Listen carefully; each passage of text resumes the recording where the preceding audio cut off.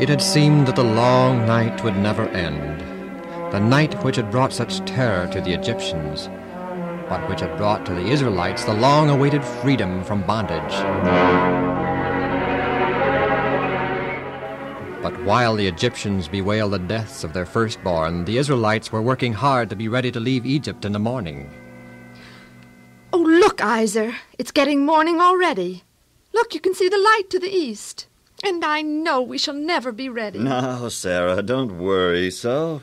We're making good progress. We'll be ready in plenty of time. Oh, I know. We should be so thankful. Nebet has been spared, and God has been good to us. And the Egyptians, too, have been good at the last. All the jewelry they gave you. That they gave to all of us, dear. It's nothing but a just payment for all the work we've done. Besides, they want to help us now. They're afraid of what God might do to them after this, if we were kept here any longer. Father, I have made bundles of the clothes that Mother put together. Will you help me load them on the donkey? Oh, dear, there's far too much for our poor little donkey. And what have you done with the jewelry? And, what shall we do with this kneading trough? We can't leave that behind. Now, Mother, it's all right. Father can take the jewelry in his pouch, and look, I can carry this kneading trough bound up in some clothes on my shoulders. Mommy, why are you all up and it's still so dark? Can I get up too? Get up, my child, and look at the dawn. It's the dawn of our freedom. At last all was ready, and the Israelites began to leave their homes and go to the appointed meeting place in the first light of day.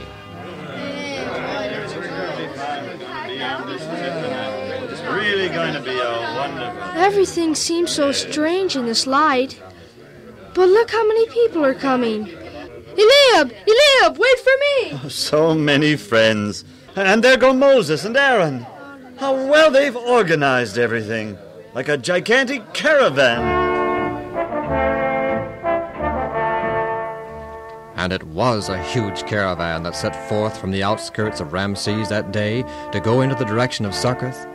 Almost 1 million men, not counting the women and children. It took all of Moses' many years of experience, first as a prince of Egypt, where he had learned military methods, and later as a shepherd in Midian, to get all these men, women, and children with their cattle, their goats, their donkeys, started out in an orderly way for the great journey. We're starting! Goodbye, Egypt! Goodbye! Well, Moses, God kept his promise as we knew he would. It feels good to be marching like this in the early morning towards the promised land. Oh, Aaron, there is so much to see to, such a long column to keep in order. And they have been up all night getting ready. They are still happy and excited now, but they will get so tired. There are so many, many miles to go.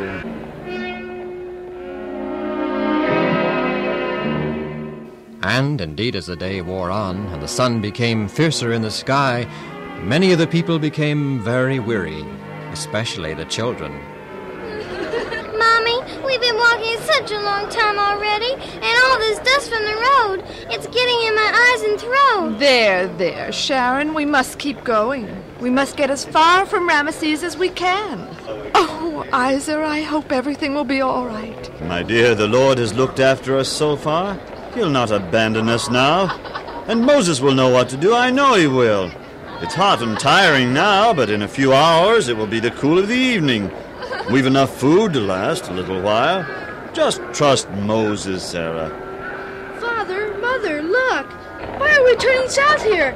I'm sure that is not the way to Canaan. Well, you stay here with Mother. I'll try and find out.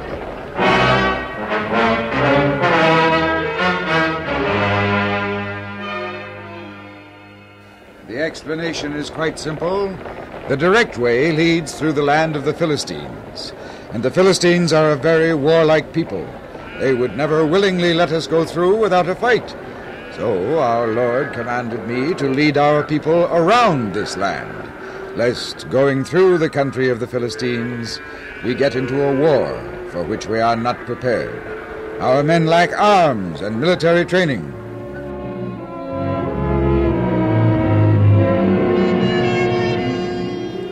Why, we're headed south.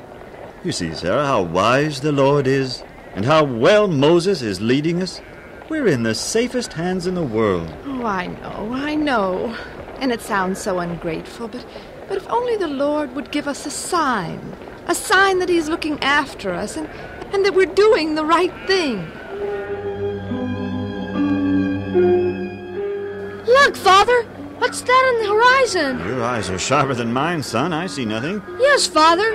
Far over there, see? It looks like a pillar. A pillar of cloud. Just the dust from the caravan, son. No, Father. It's far ahead of the caravan. Oh, do look again. It is a pillar of cloud. I see it plainly now. And it seems to be leading us. There's our sign. That's the Lord Himself to show us the way. The Lord Himself. And so it proved to be. The pillar of cloud moved ahead of the long column the rest of that day, and as the dusk fell, it slowly began to gleam and shimmer and became a pillar of fire.